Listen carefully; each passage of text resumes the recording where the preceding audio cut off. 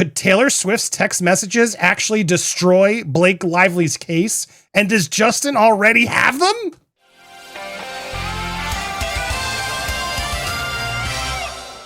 Welcome to Popcorn Planet. I'm Andy Signore. So glad to be back with Zach Peter. What's up, Zach? Hi, Andy. So glad to have you back. Thanks for making time. I wanted to talk about Taylor Swift with you. We've both had a lot of thoughts, and I want to get your insight on this. I've had a few videos now where I've talked about sort of my recent frustration of them seemingly hyping up this big thing, that there were something coming, they got what they wanted, and then we find out they only asked her 3 days ago about the depot, and then she doesn't seemingly like she's going to have to do it. I got frustrated. I can't lie, Zach. But now we're hearing rumblings, Perez and others saying, oh no, the text exists. They have them and it's going to destroy Blake. I want to talk about it. I want to talk about the state of things and what we really think is happening with Taylor. Full disclosure, we don't really have much confirmed yet, just a lot of conjecture out there. But Zach, let's start with, do you think Justin has these text messages?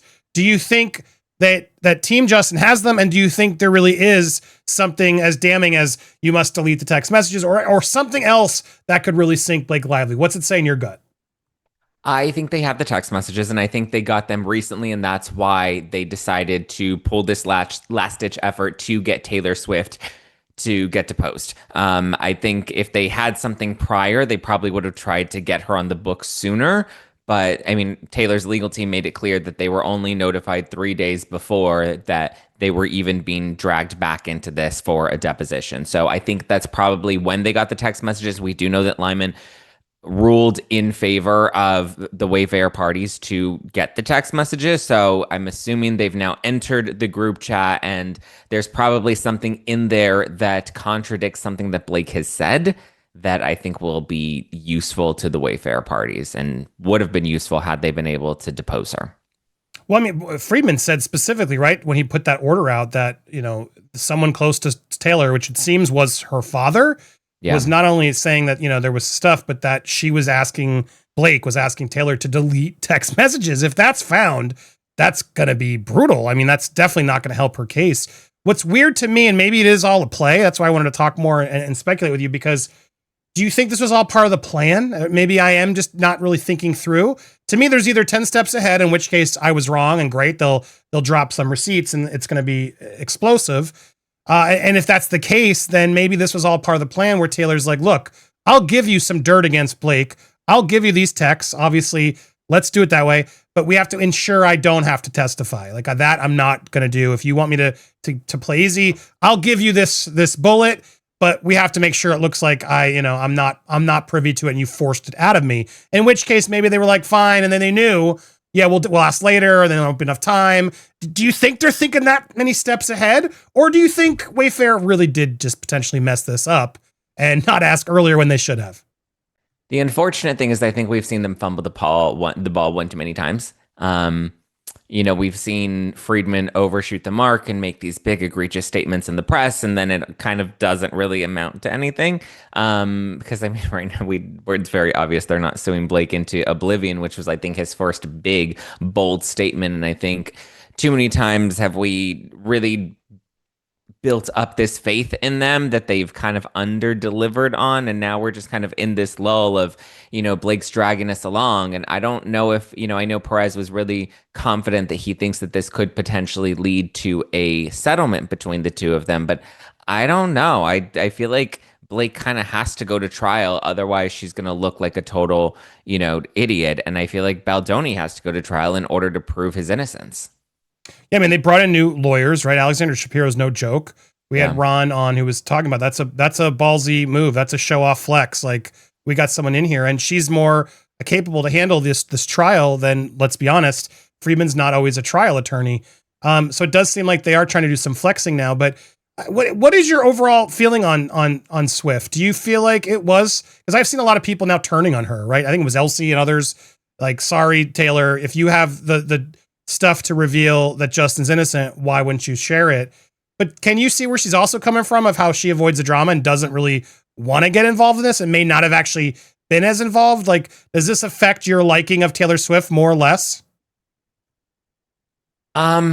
I don't know how to feel about Taylor Swift because we don't know how much she really is cooperating, right? Like, can we really trust that her dad was the one that was leaking info? And if he did give the Wayfair parties info, where is that info? When is that going to become relevant? When are we going to see that presented? Like, we've heard a lot about Taylor Swift, but we don't know what her actual role is. And she seems pretty reluctant, which is understandable considering she doesn't really want to be part of any of this. And I'm sure it is messy for her to go against Blake, who is her friend of 10 years. Like, there's a history there. So I'm sure there's a part of her that, it's like a knife in the side to know that she's even in this mess with Blake.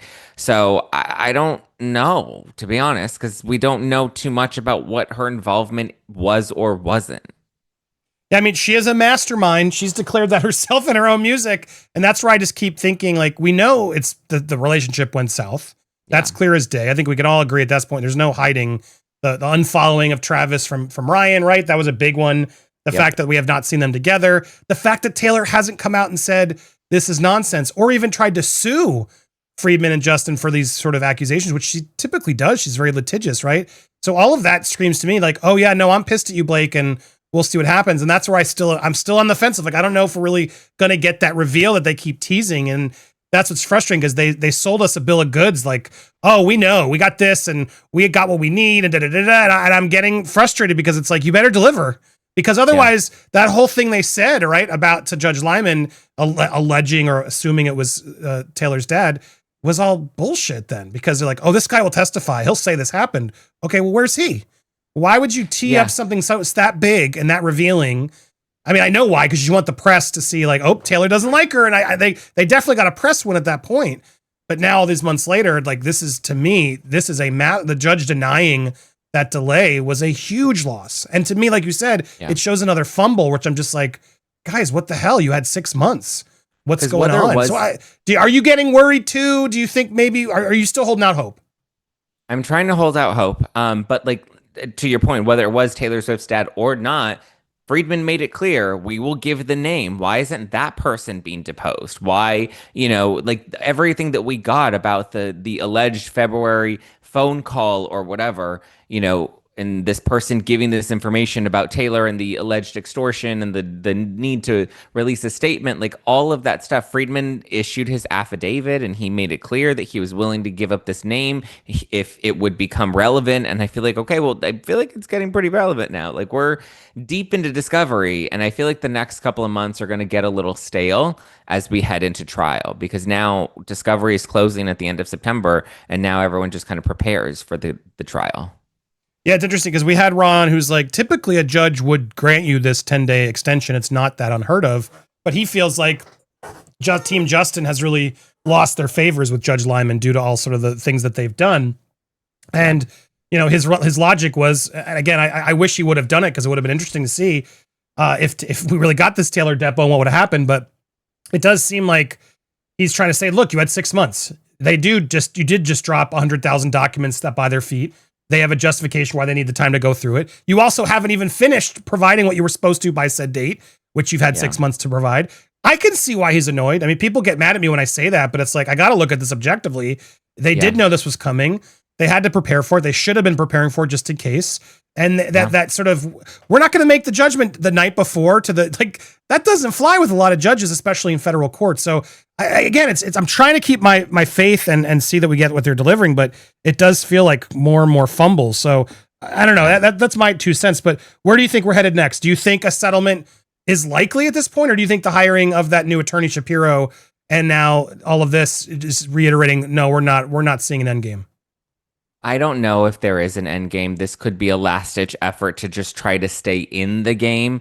I think they tried to use as many of their cards up front, and they were smart in doing so because they won the public over and they got people on their side, which I think was overwhelmingly more important. Which was their goal, right?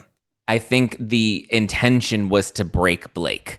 And I think her team was good enough to prepare her to say, listen, they're going to do everything they can to break you. You just have to write it out, because eventually they're going to run out of ammo to keep shooting at you, and they're just going to have to face, this at trial. And while everybody's like, go to trial, I'm always skeptical of that because you never know how the jury's going to sway. And we've seen too many of these big public court cases where a jury doesn't rule in favor of what the public thinks they should do, and it depends on whatever goes down in the courtroom. And unfortunately, we're not going to watch this trial because it's not going to be televised in any way. It's not going to be live streamed at all. So all we're going to get are little bits that maybe come out in the press. But for the most part, I don't know how much confidence I have in the jury, considering how dirty we know Blake and her legal team play. So is there a potential settlement coming? I could actually see that from both sides. I think Perez made a really good point of saying, like, listen, it will kind of just let them both walk away. He thinks that they'll agree to not pay each other anything, just, clean hands, walk away, each release a statement that's approved by the other and doesn't talk about any of this at all moving forward. Blake will spin it as a favor to her. Baldoni will do whatever he can to try to make it favorable to him. But I just think it's going to be a big loss for everybody all around. Yeah, I mean, I just think that's, at this point, you've committed so much time, money, resources to do what you should have done months ago when everyone was telling you to, and now do it is kind of a nothing burger. I feel like it's not going to appease anybody.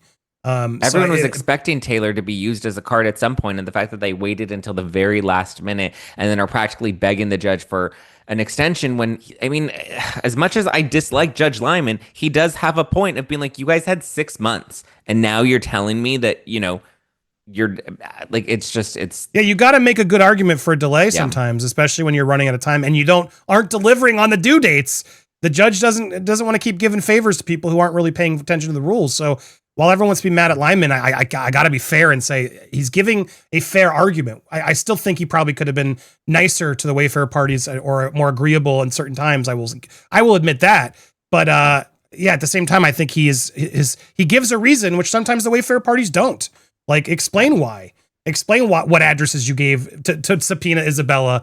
Why just tell us, oh, we're not going to bother you, Judge, with the details? Like, no, bother him with the details. Always bother with the details. Don't assume we don't want details, because the judge always wants details. And there's been a little bit of that fumbling, I think is the best word, where I do. And then I see Shapiro come in. I'm like, okay, maybe they're starting to really now try to button up, because she's no joke.